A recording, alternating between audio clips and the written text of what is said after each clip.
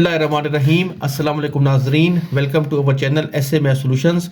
आज के हम व्लॉग में हम आपको बताएंगे अलजेब्रा के बेसिक रूल्स के बारे में। So let's start with our lesson today. Algebra जो है वो आपका एक बेसिक कंपोनेंट है मैथमेटिक्स के अंदर, और जितने भी मैथमेटिक्स के अंदर जो कॉम्प्लेक्स प्रॉब्लम्स होते हैं वो अलजेब्रा ही के बेसिस के ऊपर जो है सॉल्व की जाते हैं। तो आज हम आपको इसकी बेसिक जो चीज़ें हैं उसके बारे में बताएंगे। सो अलजेब्रा के अंदर हमारे पास जो है 3 बेसिक एलिमेंट्स होते हैं। नंबर 1 वेरिएबल, नंबर 2 कोएफिशिएंट, और नंबर 3 पावर या एक्सपोनेंट।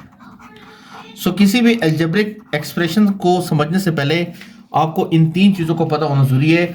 बेसिकली वेरिएबल का मतलब होता है एनी अननोन थिंग, जिसको हम नहीं जानते। बेसिक जो अलजेब्रा है वो सारा डिपेंड करता है इस वेरिएबल के ऊपर, और वेरिएबल वो चीज़ होती है जिसकी वैल्यू में नो नहीं होती, जिसकी वैल्यू को हमें पता नहीं होता। अब जैसे हमारे पास कोई भी वेरिएबल है एक्स, वाई और जेड, ये एक अननोन है, ये वेरिएबल है, इसकी हमें वैल्यूज करनी पता ये क्या चीजें हैं, ठीक है। तो ये होगा वेरिएबल। कोएफिशिएंट होता है वो नंबर होता है जो वेरिएबल के साथ लिखा जाता है, नंबर विथ वेरिएबल। अभी मैं आगे जाके आपको बताऊंगा कि ये किस तरह होता है। थर्ड होता है पावर या एक्सपोनेंट, जो वेरिएबल के ऊपर होता है। अब जैसे हमारे पास एक अलजेब्रिक एक्सप्रेशन है 7x3। अब इसके अंदर 3 चीजें हैं, variable which is x, coefficient which is a number with variable 7 जो है कोएफिशिएंट है, और 3 जो पावर है एक्सपोनेंट या जिसको पावर कहते हैं।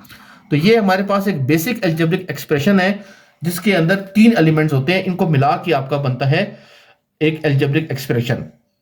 अच्छा, अगर अब किसी भी वेरिएबल के ऊपर जैसे लिखा हो 2x, तो अब इस जिसके ऊपर कुछ नहीं लिखा हुआ, तो अगर कुछ नहीं लिखा हुआ इट मींस कि इसके एक्सपोनेंट या पावर होगी 1। अगर नहीं लिखा हुआ, जिस तरह अगर लिखा हुआ x पावर 4, अब इसमें x के साथ नहीं लिखा हुआ, तो इसका मतलब है कि इसका कोएफिशिएंट क्या होगा 1। सो अलजेब्रा के अंदर हमेशा ये चीज देखी जाती है कि जब भी पावर में कुछ ना लिखा हुआ हो तो इसका मतलब है कि एक्सपोनेंट होगा 1।